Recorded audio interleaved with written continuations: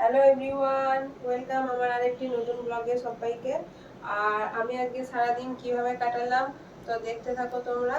আর আমার এখন স্নান টান হয়ে গেছে, আর এখন হচ্ছে দুপুরবেলা, আমি যাবো এখন গরুকে খাওয়াতে। তো তার আগে তোমরা দেখো আমি আজকে সারাদিন কি কি করেছি। তো দেখো, সকাল সকাল আমরা চলে এসেছিলাম সবজি বাজারে সবজি নিতে, কারণ আলু পেঁয়াজ ঘরে সবই শর্টেজ ছিল, সেই কারণে। তো আমরা এখন নিয়ে নিচ্ছি আলু পেঁয়াজ। আর সকালবেলায় আসা না হলে না, একটু বেলা হয়ে গেলে 9:30 10টা বেজে গেলে না খুব কষ্ট হয় রোদের মধ্যে যেতে। সেই জন্য আমরা চেষ্টা করি সকাল সকালই বাজারে যাওয়ার। তারপর আলু পেঁয়াজ নিতে নিতে দেখছি গোলুর বাবা এগিয়ে গেছে। তো ও লাউ আর লাউ শাক দেখে দাঁড়িয়ে গেছে। কী যে ভালোবাসে না লাউ আর লাউ শাক খেতে। লাউ শাকটা সর্ষে পোস্ত দিয়ে করলেও প্রচণ্ড ভালোবাসে খেতে, আর লাউ খেতেও খুব ভালোবাসে।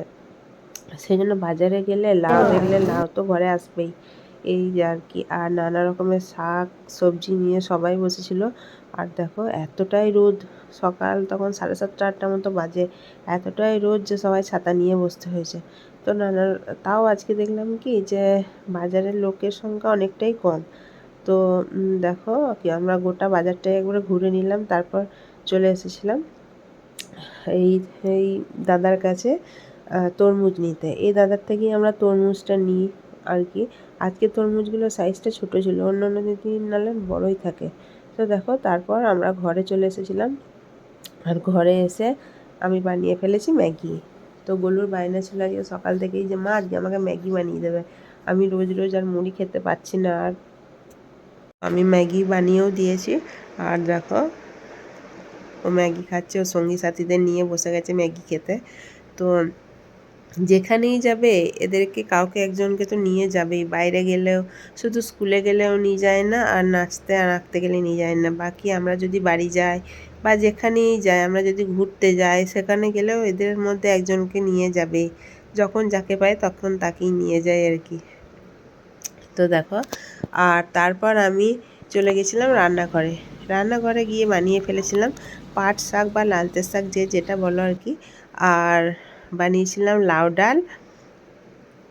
আর লাউ, সরি লাউ ডাল না, এটা হচ্ছে আম দিয়ে ডাল। আর বানিয়েছিলাম লাউ পোস্ত আর ডিম মশলা। আজকে দুপুরের মেনুতে এগুলোই ছিল। আর এগুলি ঝটপট করে আমি বানিয়ে নিয়েছিলাম, কারণ গোলুর বাবা বাজার থেকে এসে তো আবার ডিউটি যাবে, সেই কারণে। আর তার ভাতও বানিয়েছিলাম, সেটাও দেখিয়েছি দেখো। আর তারপর ঘরে গিয়ে বিছানা ঝাড়তে গিয়ে দেখছি কি গোলু বিছানাগুলো একদম পরিষ্কার পরিচ্ছন্ন করে রেখেছে, আর আমাকে গিয়ে বলছে মা আমাকে তাড়াতাড়ি স্নান করিয়ে দাও। আমি বললাম যে আজকে আমার যখন টাইম রয়েছে চ আমি তোকে স্নান করিয়ে দিচ্ছি। আর ও তো খুব খুশি, স্নানও মানে নিজে নিজে করলেও না আমি করিয়ে দিলেই ও বেশি পছন্দ করে, এই আর কি। আর তারপর ঘরে এসে দেখছি ও নিজে নিজেই পড়তে বসে গেছে। আমি বললাম যাক, তাও সুবুদ্ধির উদয় হয়েছে আর কি। যাই হোক, নিজে নিজে পড়তে বসেছে। আর দেখলাম যে স্কুলের সামার ভ্যাকেশনের যে খাতার কাজগুলো দিয়েছে সেগুলোও করছে। আর দেখছি ও 5-এর ঘরের নামটাটা লিখছে, ও 5-এর ঘরটা লিখছে। আর আমি দেখলাম যে ঠিক হয়েছে কি না সেটা একবার চেক করলাম আর কি। আর তারপর দেখো আমি গোলুকে খাওয়াতে যাব, কারণ আমারও স্নান টান কমপ্লিট হয়ে গেছে। আর দেখো আমি এখন খাবার নিয়েও এসে গেছি। আর খাবারে কি কি এনেছি, আজকে হয়েছে ডিম মশলা, পোস্ত আর ডাল। গোলু তো শাক খায় না, সেই জন্য আমি শাক নিয়ে আসিনি। তো আমি এখন ওকে খাইয়ে দিই, ঠিক আছে। তো তারপর আমি ওকে ফল খাওয়াতে এসেছিলাম। ওর বাবা তো নানা রকমের ফল এনে রেখেছে, কিন্তু ও কিছুতেই খেতে চায় না। একটা কলা নিয়ে সেই ঘন্টার পর ঘন্টা কাটিয়ে দেয়, তাও খেতে চায় না, রেগে যায়। কি জানি কেন খেতে চায় না। আর তারপর ওর ফেভারিট জিনিস নিয়ে বসে যাবে দেখো। ওর কলাটা তো সেই খাবো না করে কীরকম করছিল, তারপর অর্ধেকটা কোনো রকমে খেয়ে রেখে দিল। আর তারপর দেখো ওর ফেভারিট জিনিসটা নিয়েই বসে যাবে। ও পেস্তা খেতে, ও মানে ছোটোবেলা থেকেই ও পেস্তা খেতে এত ভালোবাসে না, কি বলবো তোমাদের। তো ওর ফেভারিট ড্রাই ফ্রুটস হচ্ছে পেস্তা। কাজু খেতেও ভালোবাসে, কিন্তু পেস্তাটাই খেতে বেশি পছন্দ করে। আর তোমাদের একটা দারুণ ইন্টারেস্টিং জিনিস দেখাবো দেখো। ও এই পেস্তার খোসাগুলোকে মানে ছাড়িয়ে ছাড়িয়ে ও যবে থেকে মানে বুদ্ধি হয়েছে আর কি। তবে থেকে ও যে পেস্তাগুলো খায় সেগুলোকে ছাড়িয়ে ছাড়িয়ে ওই খোসাগুলোকে ও একটা চিকচিকির মধ্যে রেখে দিয়েছে। আর ওটা আমাকে ফেলতেই দেয় না, কেন জানি না। ফেলতে দেয় না কেন, খেলা করবে বলে না ভালো লাগে সেই কারণে, সেটা আমি জানি না।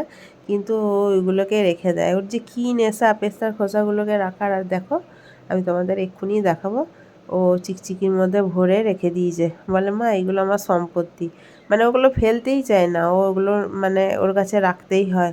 আর এইগুলোকে না ও লুকিয়ে রাখে যথারীতি, যাতে আমি যদি ফেলে দিই কোনো সময় সেই জন্য। কিন্তু আমি অনেকবার ফেলতে গিয়েও তারপর ভেবেছি কি থাক, ও যখন রেখে দিয়েছে এগুলো তখন ওর মতনই থাক।